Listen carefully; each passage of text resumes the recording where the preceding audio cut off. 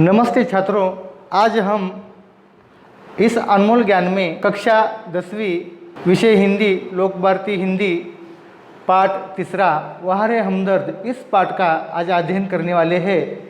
वाहरे हमदर्द इसके लेखक है घनश्याम अग्रवाल। प्रस्तुत हास्य व्यंग निबंध में लेखक ने दुर्घटना के माध्यम से विनोद को बड़े ही रोचक ढंग से व्यक्त किया है। हमदर्दी कभी कभी किसी तरह पीड़ादायी बन जाती है। यह बहुत ही सुंदर तरीके से लेखक घनश्याम अग्रवाल इन्होंने बताया है। अस्पताल में मरीज जब भर्ती होता है तो मरीज को देखने के लिए जाने की हमारी भारत देश की एक परंपरा है।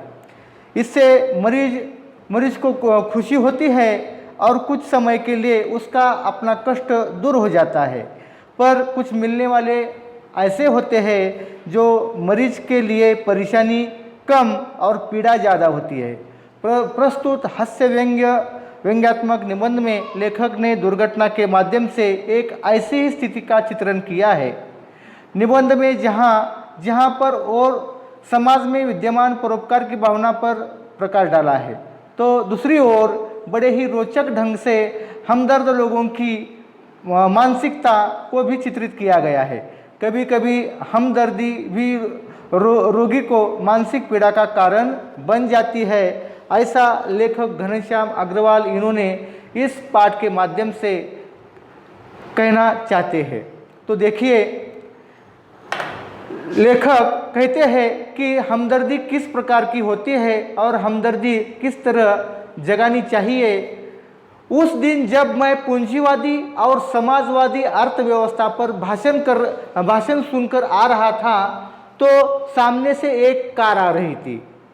भाषण के प्रभाव से मेरी साइकिल को अधिक जोश आया और कार को गुस्सा अधिक आया। यह मैं निश्चित रूप से नहीं कह सकता, किंतु मेरी साइकिल और वह कार जब करीब आए तो दोनों विरोधियों की तरह एक दूसरे को घृणा की तरह नजरों से देखने लगे और दोनों आपस में जा भिड़े। मैंने खामोखा पूंजीवादी और समाजवाद के झगड़े में टांग अड़ाई। तो यहाँ पर लेखक ने कहा कि मैंने खामोखा इन दोनों के बीच टांग अड़ाई। तो टांग अड़ाना यह मुहावरा है। मुहावरा टांग अड़ाना।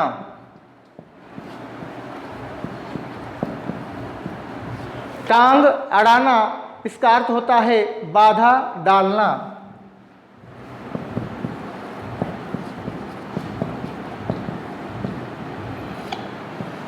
बाधा डालना। तो लेखक कहते हैं कि मैंने इन दोनों के बीच अपनी खामखा टांग अड़ाई और इस तरह मेरी टांग टूट गई। दुर्घटना के बाद आज भी इंसानियत कायम है। यह सिद्ध करने के लिए कुछ लोग मेरी तरफ दौड़ आए। जब एक्सीडेंट हो जाता है तो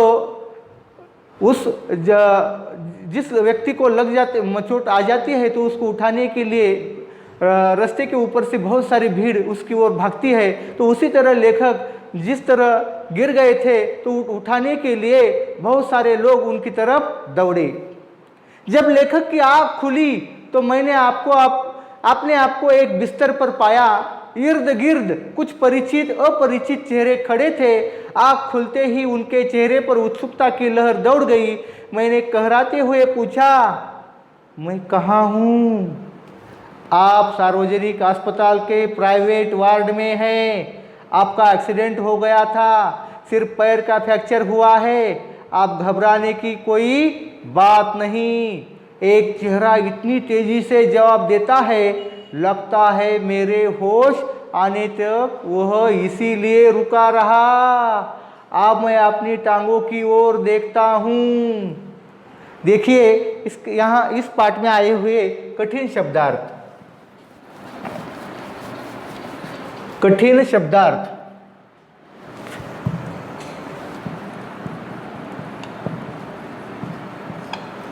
तो सार्वजनिक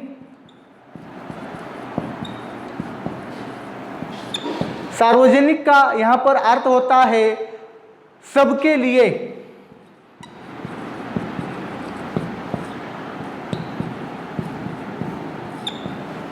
सबके लिए।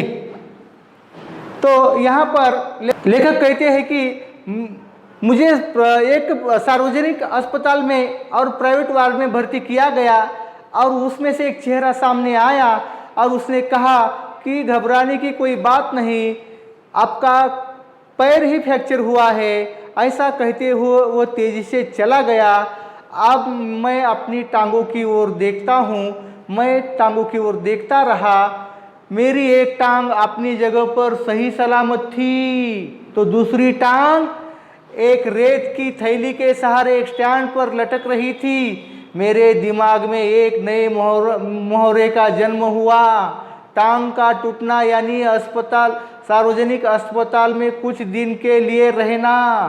सार्वजनिक अस्पताल का ख्याल आते ही मैं कांप उठा। मेरे दिमाग में एक नए मुहावरे का जन्म हुआ, टांग का टूटना। इसका अर्थ होता है सार्वजनिक अस्पताल में कुछ दिन रहना। यह एक मुहावरा है। और सार्वजनिक अस्पताल का ख्याल जब लेखक के मन में आता है तो वो लेखक कांप उठते हैं।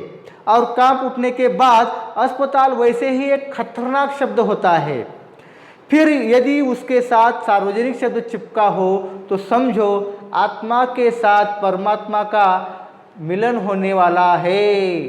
सार्वजनिक के साथ अगर अस्पताल शब्द लगा हो तो आत्मा के साथ परमात्मा का मिलन होने का समय आ गया, ऐसा लेखक को लगने लगा।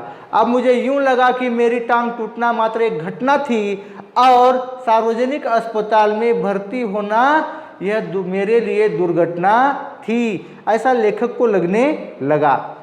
टांग से ज़्यादा फिक्र मुझे उन लोगों की हुई जो हमदर्दी जताने मुझसे मिलने आएंगे। ये मिलने जुलने वाले कई बार इतने अधिक आते हैं और कभी कभी इतनी परेशानी करते हैं कि मरीज का आराम हराम हो जाता है। तो यहाँ पर कठिन शब्दार्थ है हमदर्दी।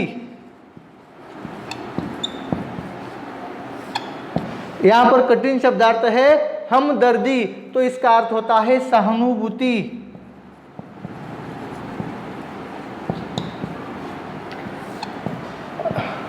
सहानुभूति। तो मरीज को आराम नहीं मिलता, जिसकी मरीज को खास जरूरत होती है आराम की।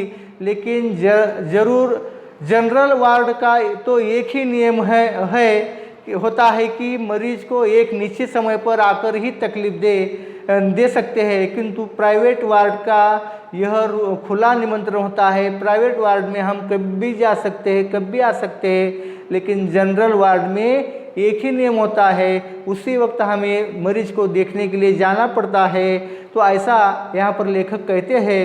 और यह मेरे परिचितों, रिश्तेदारों, मित्रों, आओ, जब जी चाहे आओ, जी चाहे जाओ, जितनी देर रुकना है रुको, समय का कोई बंधन नहीं, अपने सारे बदले लेने का यही वक्त है ही, ऐसा मुझे लगने लगा। बदले का बदला और हमदर्दी की हमदर्दी, मिलने वालों का ख्याल आते ही मुझे लगा मेरी दूसरी भी टांग टूट गई, ऐसा लेखक को महसूस होने लगा। मुझसे मिलने के लिए सबसे पहले वे लोग आए जिनकी टांग या कुछ और अपने टूटने पर मैं कभी उनसे मिलने गया था।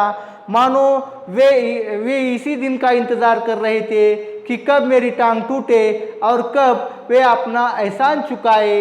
इनकी हमदर्दी में यह बात खास छिपी रहती है कि बेटा देख बेटा, वक्त सब पर आता है। तो यहाँ पर एहसान का अर्थ होता है कृतज्ञता।